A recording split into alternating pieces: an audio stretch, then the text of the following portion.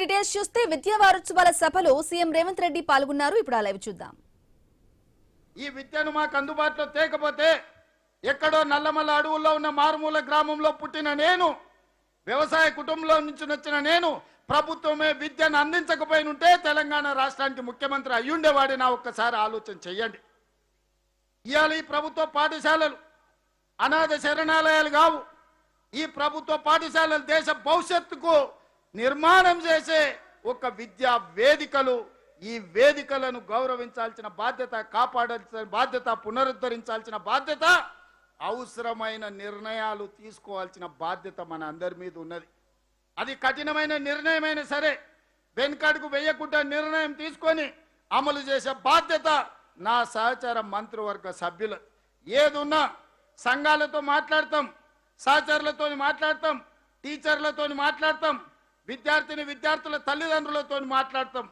ఏదేమైనా ఈ పాఠశాలలు ఆ పేదల పిల్లల కోసం నడుపుతున్న పాఠశాలలు. నేను ఈ వేదిక మీద సవినయంగానే మనవి చేయదలుచుకున్నా. ఈ పాఠశాలలు టీచర్ల కోసం కాదు, ఈ పాఠశాలలు రాజకీయ నాయకుల కోసం కాదు, ఈ పాఠశాలలు ఐఏఎస్ల ఐపీఎస్ల కోసం కాదు. ఈ పాఠశాలలు తండాలలో, గూడాలలో, మారుమూల పల్లెల్లో ఉన్న అత్యంత నిరుపేదలైన పేదల విద్యార్థుల కోసం ఈ పాఠశాలలు నిర్వహిస్తున్నాం. వాళ్ళ సంక్షేమం కోసమే ఈ ప్రభుత్వం నిర్ణయం తీసుకుంటుంది. వాళ్ళకు మేలు జరిగే ఏ విషయమైనా ఈ ప్రభుత్వం వెనుకడుగు వెయ్యకుండా సాహసోపేతమైన నిర్ణయాలు తీసుకుంటాం.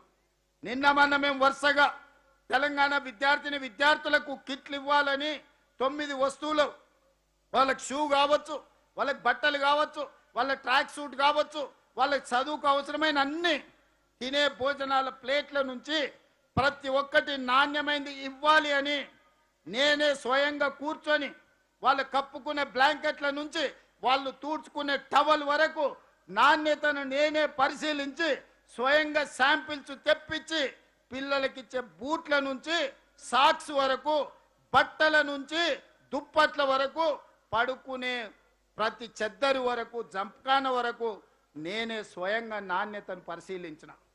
ప్రతి ఒక్కరికి చేరాలనేదే నా ఉద్దేశం.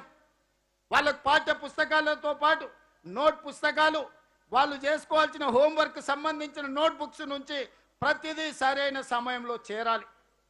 సగం పాఠశాల పూర్తి అయినాక 2వ డ్రెస్ ఇస్తామంటే మన ప్రయోజనమా?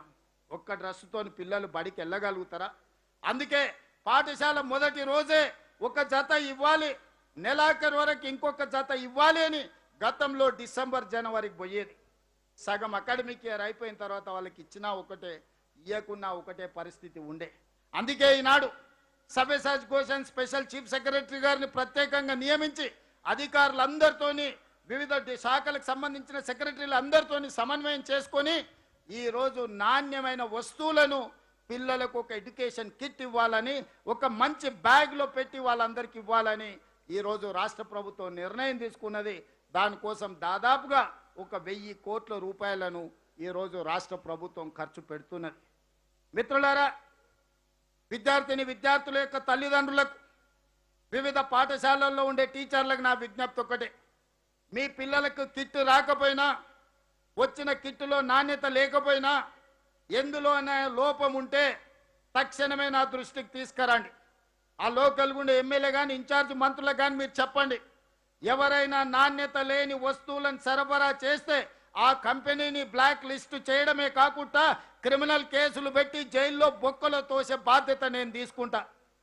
విద్యార్థులకు నాణ్యమైన వస్తువులను అందించాల్సిన బాధ్యత ఈరోజు మన అందరి మీద ఉన్నది. అందుకే మిత్రులారా, ఈ రిఫార్మ్స్ తెచ్చే క్రమంలో కొన్ని ఒడిదుడుకులు, కొన్ని అడ్డంకులు వస్తాయి. వాటిని అధిగమించాల్సిన బాధ్యత మన మీద ఉన్నది.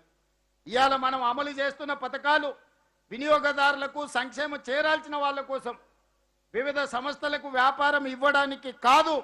ఈరోజు ఆ పేద పిల్లల కోసం తీసుకుంటున్న నిర్ణయాలు వాళ్లకు ప్రయోజనం చేకూరే విధంగా ఈరోజు ఉండాలన్నదే మా ఆలోచన. అందుకే మిత్రులారా, ఈ విద్యా వారోత్సవాలలో ప్రధానంగా core urban region, outer ring road లోపల ఈరోజు దాదాపుగా మనం 1,700 కోట్ల రూపాయలతోని నాణ్యమైన విద్యను అందించడానికి నర్సరీ నుంచి 12th క్లాస్ వరకు ఒక బెస్ట్ క్వాలిటీ ప్రైవేట్ స్కూల్స్ కాలేజీలతో కాంపీట్ చేయాలని నిర్ణయం తీసుకున్నాం.